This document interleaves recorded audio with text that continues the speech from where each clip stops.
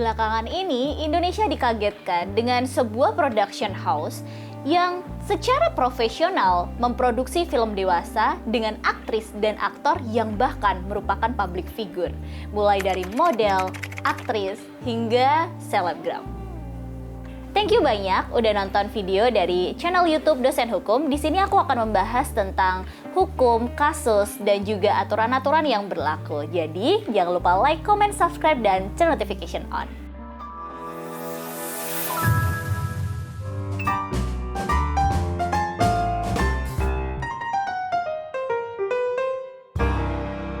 Bisnis produksi film dewasa di Jakarta Selatan yang melibatkan sejumlah artis dan selebgram telah terungkap.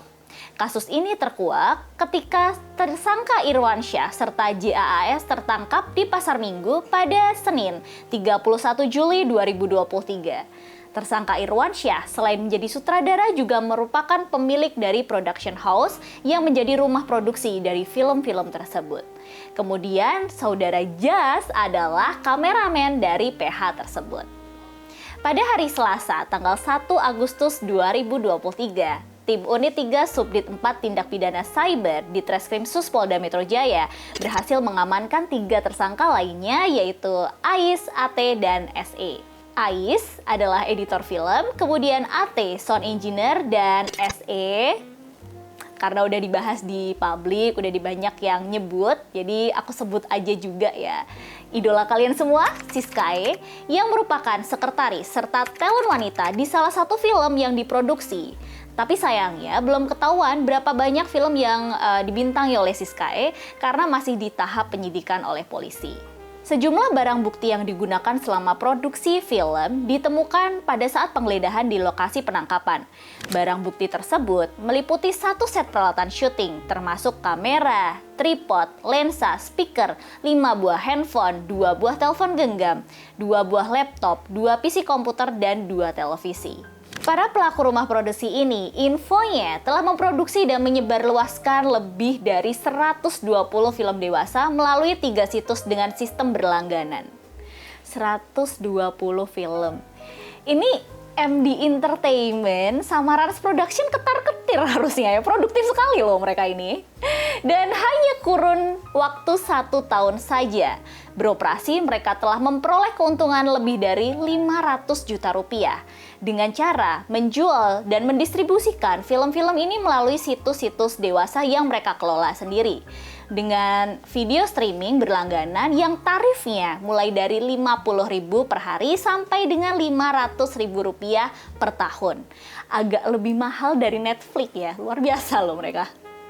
Kemudian, pada tanggal 19 September 2023, pemeran utama dari rumah produksi film porno ini telah selesai diperiksa oleh penyidik Ditkrimsus Polda Metro Jaya yang terdiri dari 12 pemeran, yaitu 8 orang pemeran pria dan 4 orang pemeran wanita. Beberapa di antaranya adalah Firly Virginia, Melly 3GP, ZS, CN, Fitra, Bima, serta Ujang Ronda. Adakah pemeran favorit kalian di sini? Melly 3GP dan Firly Virginia merupakan pemeran di rumah produksi tersebut yang mengaku hanya bermain di 1 film. Mereka juga mengaku dibayar 1 juta rupiah setiap kali mereka beradegan di film yang diproduksi oleh production house ini. Jadi, info sebelumnya yang dinyatakan oleh polisi mengenai pembayaran sejumlah 10-15 juta rupiah itu dibantah oleh mereka. Kasus ini menarik perhatian publik karena mengungkap praktik ilegal dalam industri film dewasa yang merugikan banyak pihak. Dan ternyata industri ini cukup besar di Indonesia. Sehingga diharapkan pihak berwenang akan terus mengusut kasus ini untuk menegakkan hukum dan peraturan yang berlaku. Sekarang kita akan membahas tentang delik yang ada dalam kasus ini. Yang pertama itu tentang produksi filmnya. Kemudian yang kedua adalah tentang distribusi filmnya. Sebelumnya kita udah pernah ngebahas tentang hukum penyebaran konten pornografi melalui internet di video Dosen Hukum yang membahas tentang Oklinvia. Jadi jangan lupa ditonton ya, marketing. Next, kita akan membahas pemahaman mengenai pornografi dalam pasal 1, angka 1 Undang-Undang Nomor 44 Tahun 2008 tentang pornografi. Dalam Undang-Undang Pornografi mendefinisikan pornografi adalah gambar, sketsa, ilustrasi, foto, tulisan, suara, bunyi, gambar bergerak, animasi, dan bahkan kartun, percakapan, gerak tubuh, atau bentuk pesan lainnya melalui berbagai media, bentuk komunikasi, dan atau pertunjukan di muka umum yang memuat kecabulan atau eksploitasi seksual yang melanggar norma kesusilaan dalam masyarakat.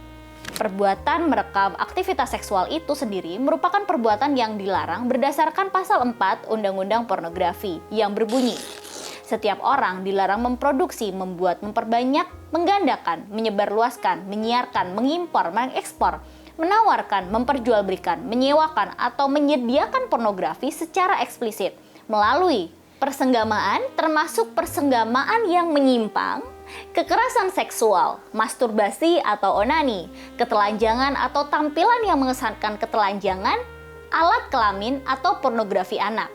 Dalam KUHP yang baru tentang pornografi diatur dalam pasal 407 yang ancaman hukumannya paling sedikit 6 bulan penjara dan penjara paling lama 10 tahun dan pidana denda paling sedikit kategori 4 dengan paling banyaknya kategori 6.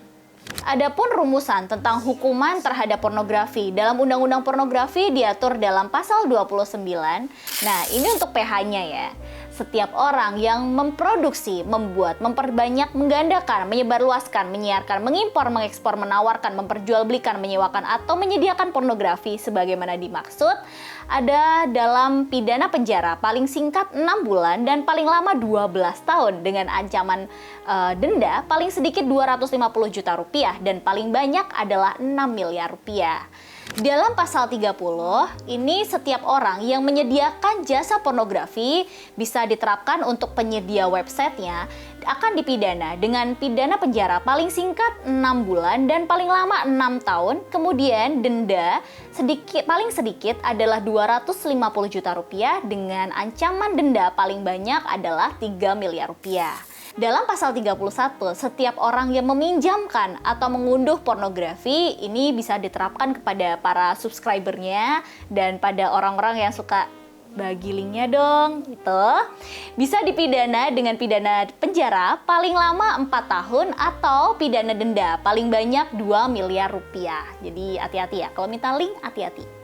Kemudian di pasal 32, setiap orang yang memperdengarkan, mempertontonkan, memanfaatkan, memiliki atau menyimpan produk pornografi, nyimpen doang nih, nyimpen doang, itu juga ada aturannya. Jadi yang mau download hati-hati, ini dipidana dengan pidana penjara paling lama 4 tahun dan pidana denda paling banyak 2 miliar rupiah. Dikit, cuma 2 miliar doang. Di pasal 33, setiap orang yang mendanai atau memfasilitasi pembuatan sebagaimana dimaksud yaitu konten pornografi. Jadi kalau ada yang berniat menjadi produser, tolong jangan karena ancamannya lumayan ya. Jadi paling singkat bisa dihukum dengan 2 tahun penjara atau paling lama 15 tahun penjara dan denda paling sedikit 1 miliar, kemudian paling banyaknya adalah 7 miliar rupiah. Nah, yang ini spesial buat para pemerannya. Jadi kalau sementara para pemeran kan masih dianggap sebagai saksi ya, tapi bukan berarti mereka akan bebas gitu loh. Karena untuk para pemeran ada hukuman di mana pasal 34 menyebutkan setiap orang yang dengan sengaja, dengan persetujuan dirinya menjadi objek atau model yang mengandung muatan pornografi, ini bisa dipidana dengan pidana paling lama 10 tahun atau pidana denda paling banyak 5 miliar rupiah. Dendanya 5 miliar, dibayarnya satu film 1 juta. Kayak balik modalnya kapan gitu kan? Nggak usah. Jadi badut aja ya, di perempatan tuh kayaknya lebih banyak deh dapetnya. Oke, nah di pasal 35 ini spesial untuk sutradaranya atau buat kru yang nge-DM-DMin para calon aktrisnya.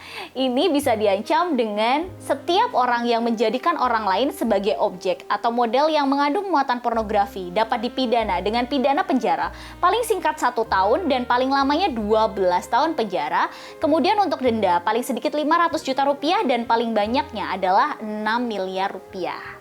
DM doang ya, hati-hati.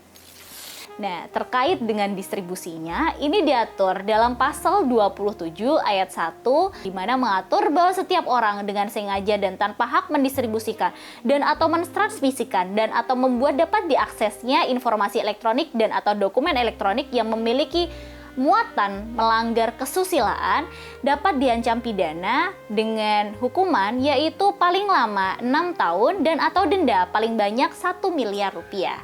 Jadi itu tadi adalah pasal-pasal dan aturan-aturan yang terkait dengan pornografi dan penyebaran pornografi melalui internet. Kalau misalnya menurut kamu ada yang belum ditaruh atau misalnya ada pasal yang belum aku sebutin, silahkan untuk ditambahin di kolom komentar. Kalau misalnya ada yang salah, silahkan untuk direvisi di kolom komentar juga. Jangan lupa untuk like, comment, subscribe, dan turn notification on. Jadi kalau dosen hukum upload video baru, kamu langsung tahu.